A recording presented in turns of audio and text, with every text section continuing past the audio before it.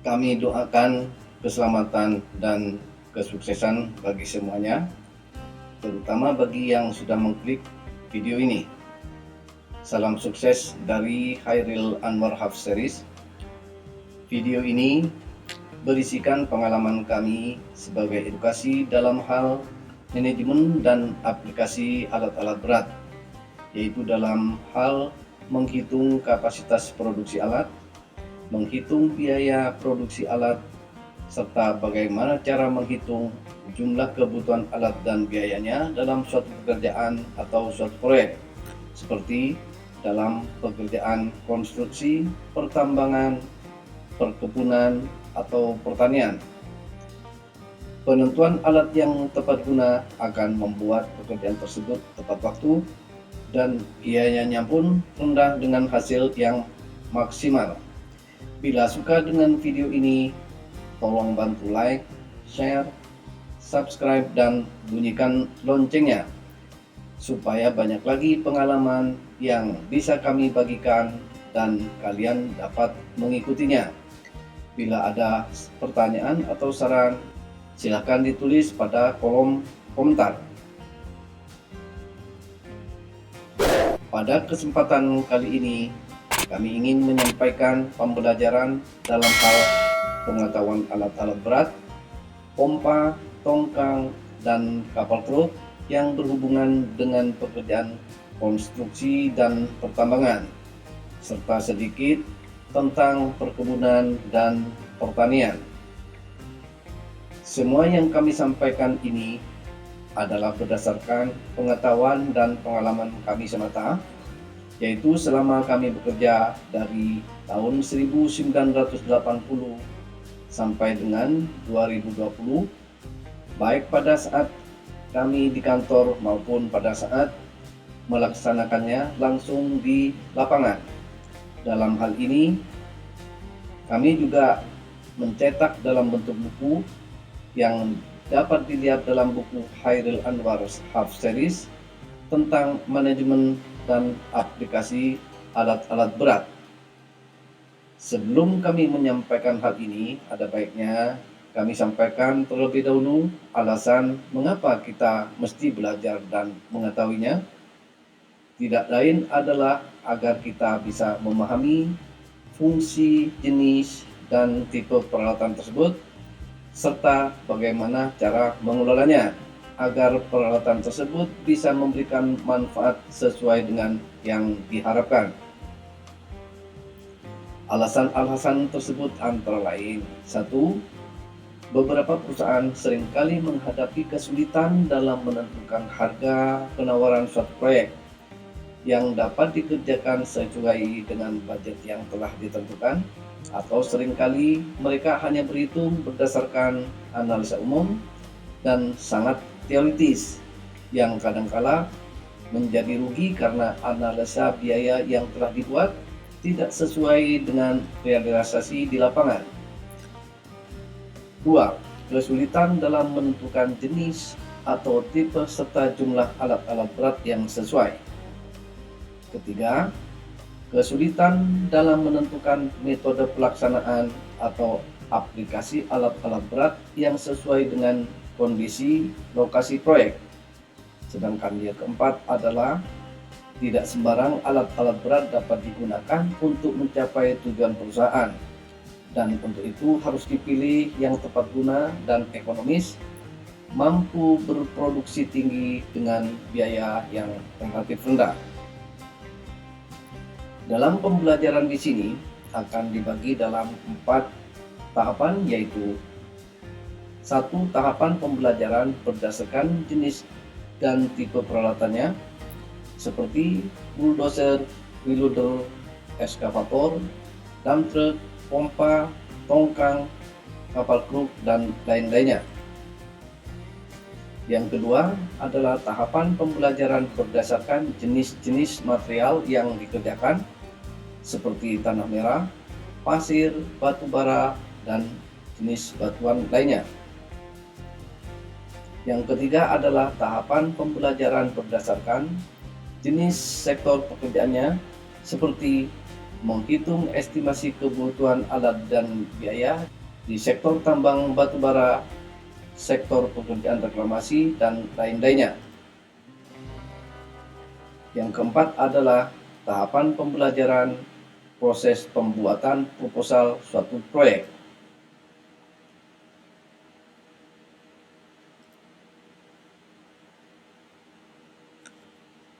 Ada beberapa hal penting dalam manajemen dan aplikasi alat-alat berat yang akan kami sampaikan nantinya adalah bagaimana cara melaksanakan pemilihan alat-alat berat. Yang kedua adalah bagaimana cara menggunakan alat-alat berat. Yang ketiga adalah bagaimana cara melaksanakan pemeliharaan alat-alat berat. Yang keempat adalah bagaimana cara menghitung kapasitas produksi atau biaya pemilikan dan operasionalnya. Serta yang kelima adalah bagaimana cara membuat suatu proposal.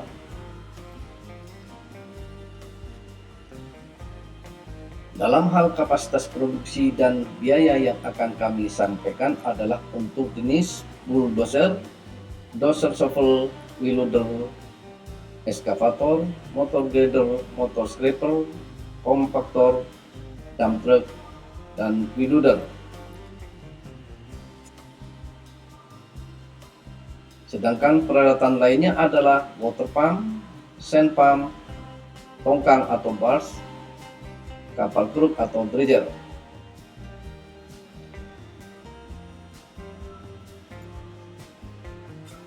Untuk menghitung jumlah kebutuhan alat dan biaya satuan produksinya, kami sampaikan berdasarkan jenis peralatannya, jenis materialnya, sektor pekerjaannya, dan usulan dalam suatu proposal yang telah dibuat.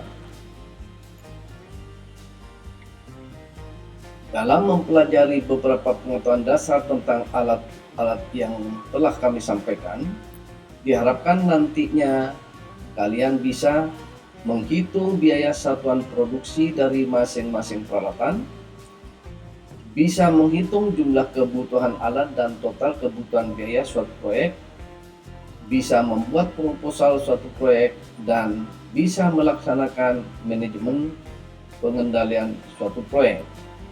Video berikut ini adalah video yang ke-27 yang berisikan pengetahuan dasar atau product knowledge tentang water pump serta kelengkapannya yang umum digunakan.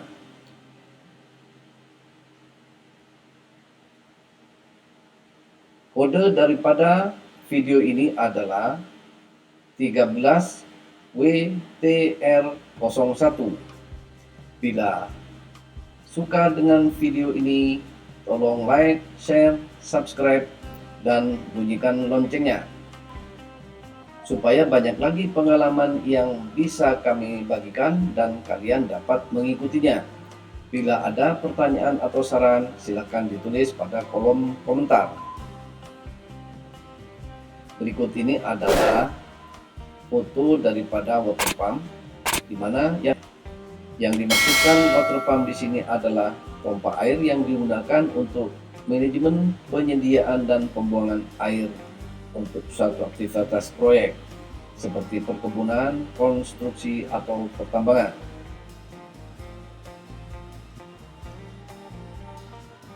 Kapasitas produksi sand pump umumnya ditentukan oleh besarnya tenaga mesin atau HP, ukuran pompa keong, pipa suction atau juga pipa discharge, sebagaimana umumnya digunakan di pertambangan pasir, tambang batubara, perkebunan atau pertanian, atau untuk dewatering proyek konstruksi seperti spesifikasi pompa keong 12 in, tenaganya 450 HP up, spesifikasi pompa keong 10 in 340 HP sampai 420 HP. Ini spesifikasi pompa keong 8 inch, sedangkan ini 6 inch. Yang membedakan antara sand pump dan water pump adalah untuk sand pump umumnya dibutuhkan gearbox, sedangkan water pump tanpa gearbox. Kapasitas produksinya berkisar antara 100 sampai 600 meter kubik per jam. Ini untuk water pump. Tapi kadang-kadang ada juga sand pump yang tidak menggunakan gearbox.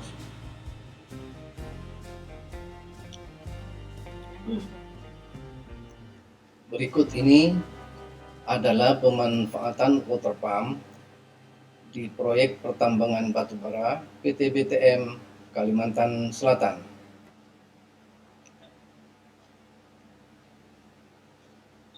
Di sini terlihat beberapa water pump, 1, 2, 3, 4. Ini adalah kondisi air yang harus dibuang dari lokasi tambang ini.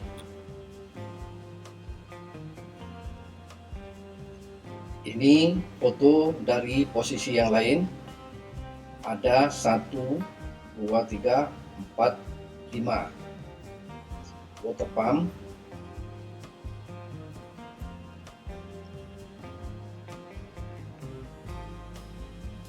Sedangkan ini adalah di posisi yang lain, ada water pump dari jenis yang lain, yaitu multiflow, ada 2 unit.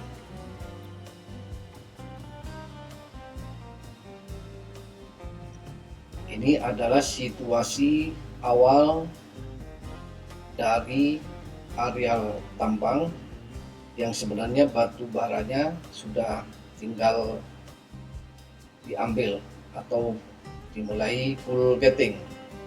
Ini pompa multiflow tadi.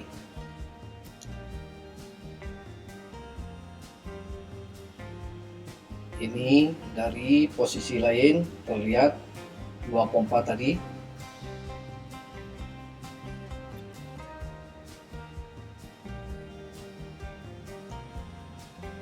Ini kondisi atau situasi dari areal tambang setelah airnya sudah disedot dan dibuang. Batu baranya tinggal ambil, sudah terekspos.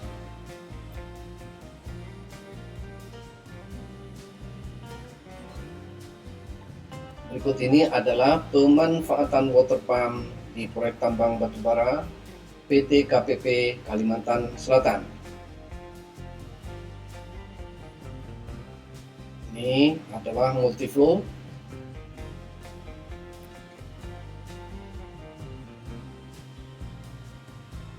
Terlihat multiflow ini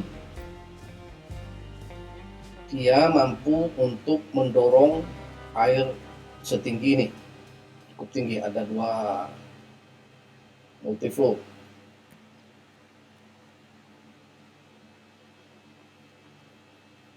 Berikut ini adalah pemanfaatan water pump di perkebunan kelapa sawit PT KAP Sumatera Selatan.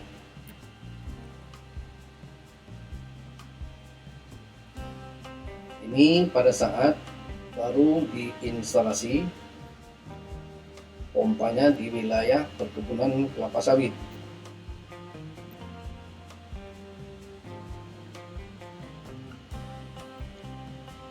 Ini pada saat dilakukan pengetesan.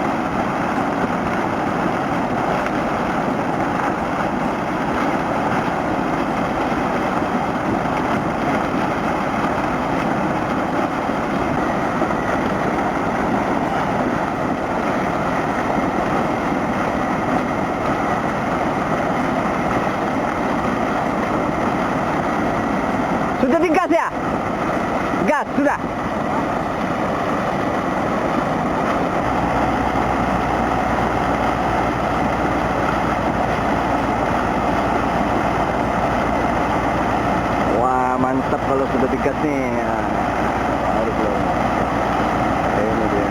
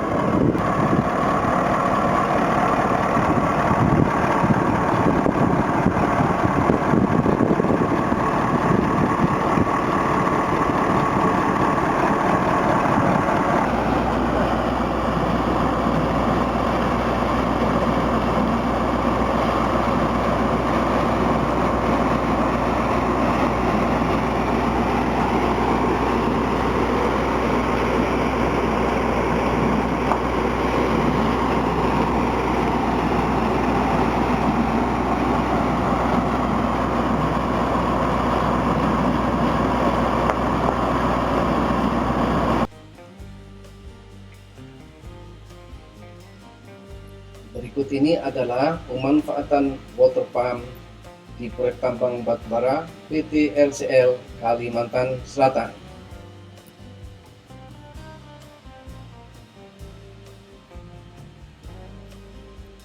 Ini adalah water pump yang sudah terpasang, sedangkan ini pipa buang didorong keluar areal, sedangkan ini terlihat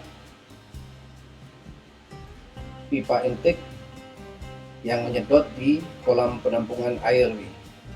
Air ini semua, kolam ini menampung dari seluruh areal yang ada di tambak ini. Ini posisinya paling rendah sehingga air semuanya bisa mengalir ke sini dan disedot oleh water pump ini.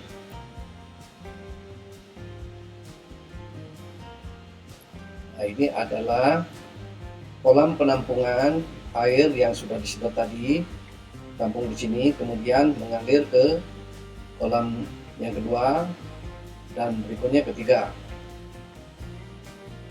Di antara kolam penampungan ini dibuatkan satu saluran yang diisi dengan ijuk dari pohon aren agar bisa menyaring bahan-bahan beracun atau bahan-bahan yang berbahaya di air ini, disaring 2 kali. Nah, di sini kemudian dites dengan menanam ikan di kolam yang terakhir ini. Kalau di kolam terakhir ini ikan bisa hidup, berarti air tersebut sudah bisa dilepas dan tidak mengandung racun.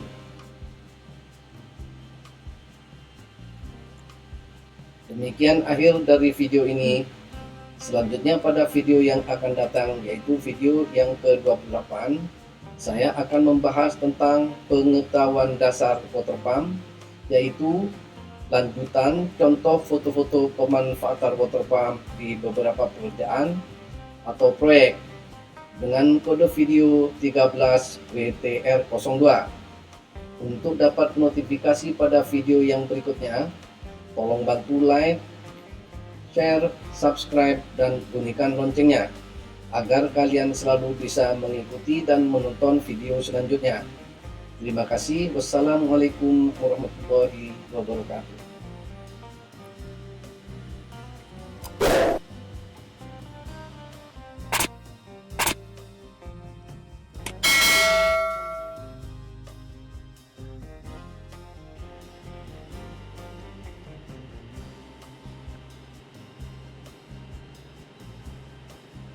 Berikut ini adalah daftar schedule expose video-video yang sudah dan yang akan datang. Di sini tercantum tentang tanggal pengeluarannya. Video pertama tanggal 19 Juli 2021, berarti ini yang sudah keluar. Pada kolom ini adalah kolom kode dari topiknya, seperti pekerjaan pengadaan pasir laut. Ini kodenya 21 PLT 01, berarti video pertama yaitu tentang contoh kasus. Ini video ketiga, keempat, kelima, keenam, sampai ke-9. Berarti untuk pekerjaan pengadaan pasir laut ini ada 9 video. Sedangkan yang ini adalah topiknya tentang bulldozer yang akan dikeluarkan atau diekspos pada tanggal 19 Juli 2001 untuk video pertama dengan kode 02BDZ01, yaitu tentang pengetahuan dasar bulldozer ini. Dan seterusnya untuk atau bagi pemula sebaiknya menonton dari video-video ini mulai dari urutan 01, 02, 05, 03, 04, baru 05. Jadi berurutan mulai dari 01, 02, 03, 04, 05. Akan tetapi bagi yang sudah memahami tentang alat-alat berat dan sudah pernah bekerja di lapangan, lebih baik menonton berdasarkan jenis pekerjaannya. Seperti ini adalah pekerjaan pengadaan pasir laut. Pada pekerjaan pengadaan pasir laut ini, alat-alat berat atau peralatan lain yang terlibat dalam pekerjaan ini adalah kapal keruk, tongkang, water pump dan sand pump, eskavator, yang long arm, eskavator standar, rigid dump truck 20 ton, rigid dump truck 5 ton,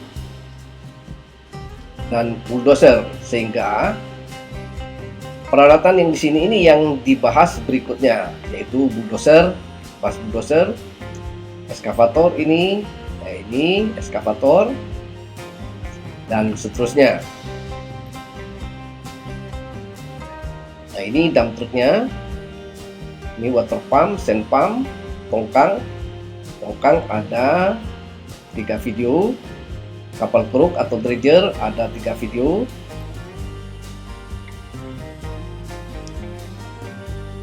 pekerjaan pengadaan pasir Bangka akan diekspos pada tanggal 2 Desember 2021 dengan kode video 09 BNK 01. Ini adalah video pertama, ini kedua, ini ketiga, dan seterusnya.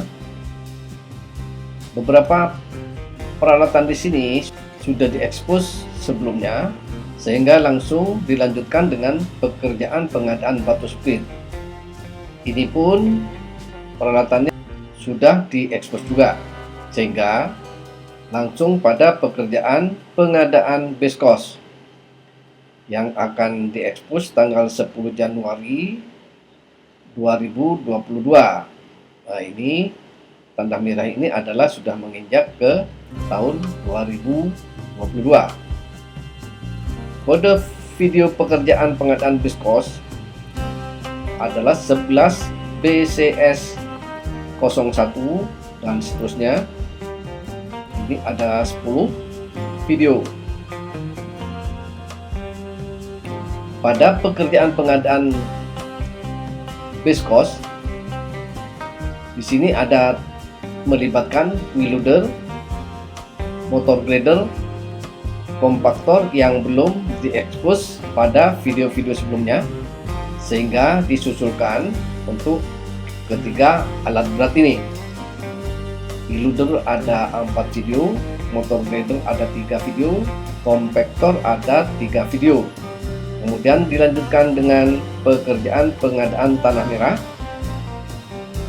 dengan kode video ini. Dan di sini ada tambahan alat-alat berat yang belum diekspos pada video sebelumnya, yaitu articulated dump truck dan heavy duty dump truck. Pekerjaan pengadaan tanah merah ini ada 15 video. Ini sebagai tambahannya adalah video tentang sifat fisik material, ada 6 video. Motor scraper ada 3 video. Dozer shovel ada 4 video. Ini articulated dump truck ada 3 video. Dan heavy duty dump truck ada 3 video. Kemudian dilanjutkan dengan pekerjaan pengadaan batu bara yang akan diekspos mulai 18 Juli tahun 2022. Ini ada 17 video. Kemudian dilanjutkan lagi dengan pengupasan lapisan batu bara atau overburden sebanyak 40 video. Akan tetapi semua peralatan dan perlengkapannya ini sudah diekspos pada video-video sebelumnya sehingga tidak ada susulan. Untuk yang video-video yang akan datang sudah tidak akan membahas lagi tentang unit-unit atau jenis-jenis alat berat atau peralatan lainnya, akan tetapi akan membahas tentang proyek-proyek atau jenis-jenis proyeknya.